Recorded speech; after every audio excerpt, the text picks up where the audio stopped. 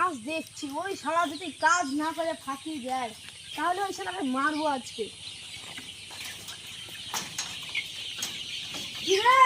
মুরগি এত বড় হচ্ছে এখানে, এত দামি দামি ওষুধ নিয়ে আসছি, লাল পানি আমেরিকা থেকে অর্ডার করে ওষুধ খাচ্ছি, তাও মুরগি বড় হচ্ছে না কেন?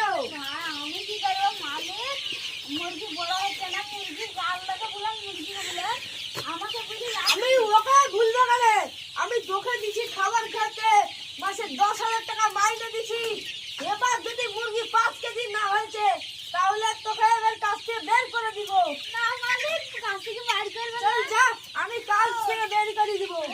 মালিক না, মালিক আমাকে ঘুমা করে দাও। আমার বাড়িতে ছোট ছোট বাচ্চা আছে, আমার বাচ্চা যদি না খাতে তাই মরে যাবে। ওর বাচ্চা না পারে তো আমার কি? মালিক ঘুমা করে দাও, বড় করবো আমি যা করি। ঠিক আছে, আমি ওষুধ পানি ঠিকঠাক ধরে দিয়ে যাচ্ছি। আর খাবার দেখি কি খাবার? আরে খাবার তো নষ্ট হয়ে গেছে রে, এই খাবার ভালো না, দিয়ে ফেলে দিতে হবে। হ্যাঁ ঠিক আছে, একটা মুরগি ধরে দেখা দিলি। এই সামনে বড়টা, সামনে বড়টা, সামনে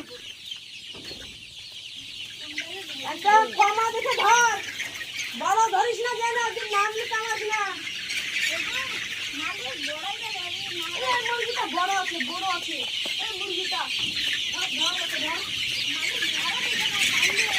আরে ওকে পারবো পারবো। এই ধর ধর।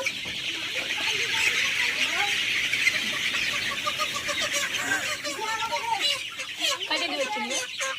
আরে এই মুরগিটা বড় নাকি রে? মোটামুটি এই মুরগিটা বড় নাকি রে? মোটামুটি ওজন তো ঠিকই আছে,